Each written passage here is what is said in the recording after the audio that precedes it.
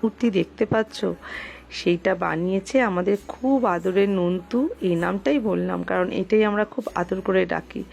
দেখো এতটুকু ছেলে কত অপূর্ব সুন্দর মাতৃমূর্তি বানিয়েছে।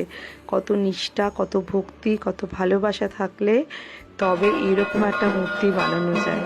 তো ও মূর্তি বানিয়েছে, সেই জন্যই ওর বাড়িতে দুর্গাপূজা শুরু হলো। আমরা সবাই মিলে খুব আনন্দ করে মাকে বরণ করে নিলাম। মায়ের আমরা পুজোতে সবাই হাত লাগালাম।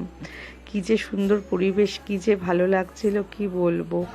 এই যে ছোট ছোট ওর এই বন্ধু বান্ধব দেখো, ওরাও কিরকম কাজে ব্যস্ত, কত নিষ্ঠা নিয়ে ওরা সমস্ত কাজকর্ম করছে। আর এই যে ঠাকুরমশাই পুজো করছে, আমরাও এটা ওটা হাত লাগাচ্ছি। এইবার তো আস্তে আস্তে অঞ্জলির সময় হয়ে এসছে, অঞ্জলি দেওয়ার পালা। তো ঠাকুরমশাই সব কিছু রেডি করছেন। আসলে পুজো মানে কি বলতো, একটা মিলন উৎসব।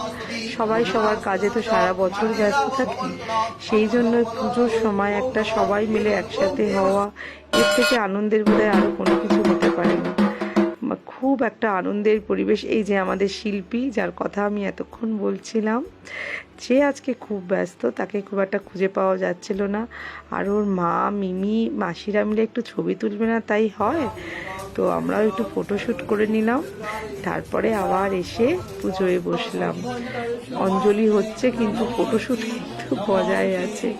আমরা সবাই মিলে সপ্তমীর অঞ্জলি দিলাম খুব আনন্দ করে। খুব ভালো করে কাটলো সময়টা। তোমরা কীরকম পুজোতে ঘুরছো, কীরকম আনন্দ করছো অবশ্যই জানাবে। সবাই সুস্থ থাকবে, ভালো থাকবে, আনন্দে ভরে থাকবে।